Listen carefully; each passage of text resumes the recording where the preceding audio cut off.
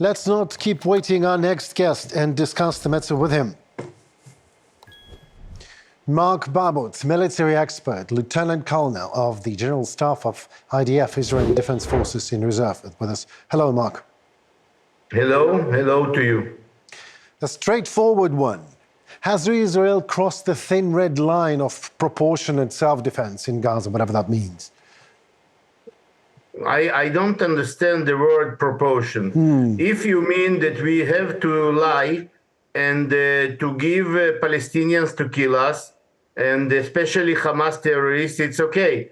But if you expect that after the bloody massacre at 7th of October, we should what? We should rape women, we should decapitate children and babies, we should kill civilians with purpose. I don't think this is the meaning. Maybe we will ask our ancestors about the proportion when the Allies Air Force bombed Dresden and Berlin. I don't think so. We have to eliminate Hamas, because Hamas is Daesh, is ISIS, and this is a very cruel terrorist organization. They lost their right to be called human beings. I'm sorry that I'm saying this, but you have to visit our pathological institute in order to see what they have done. So we are fighting not, for something nice. We are fighting really for our lives. And because of that, the ground operations is going bigger. And of course, we have to achieve all our aims. And the main aim, it's very challenging aim, right, that political cabinet gave to our army is to, to end Hamas as political, military, and civil organization. I clearly understand it now, and thank you very much for your detailed and very passionate answer. Is there a way to prevent the increase of casualties? What should be done, do you think? Oh, okay. Army, if in 3 weeks we are saying, we are ordering, we are begging really the civilian population to move south, southern to the Gaza River. Right. Because we gave this place, priority not to attack, because there are no tunnels in the south of Gaza, on the seashore, and therefore we can act openly in Gaza itself. Now we see that all, northern sector of Gaza, it's became many belts of Hamas constructions against Israel. So we are now really acting in a state of war, in the battle between the streets and the yards, and we ask the civilian population to move from this place, because when you are taking the civilian population as a hostage, you are committing crimes against humanity. And this is what Hamas is doing.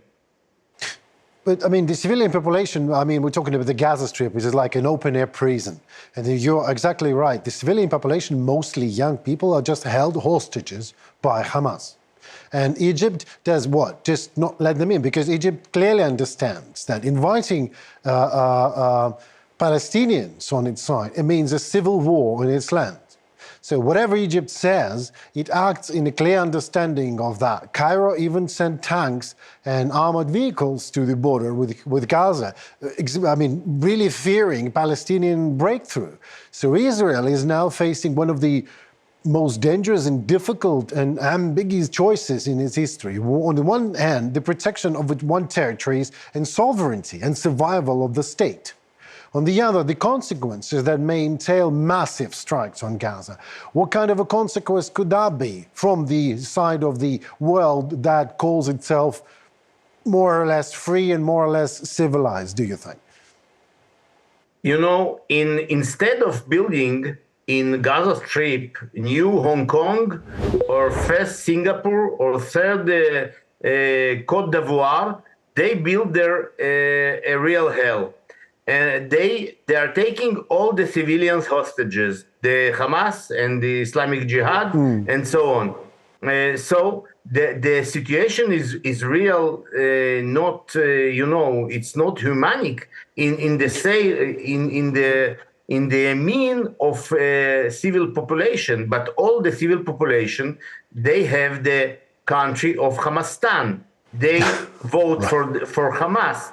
They are helping Hamas in everything. So we don't have really any chance. Gaza is not a jail, as they are saying. Gaza, they converted Gaza to jail. They could convert it to a very prosperity region in the world. My last question of this conversation, Mr. Babot. Palestinian Israelis, or Israeli Arabs, if you would, according to the latest data, make about 21% of Israel's population.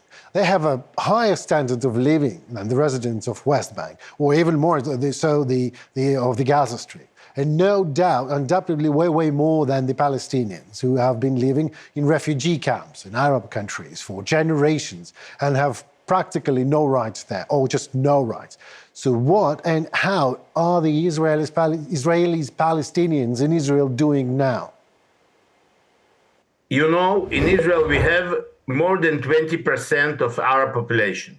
They are serving in the army. You know, just today was killed Druze colonel. He was a armor brigade battalion commander of the brigade of the armor brigade.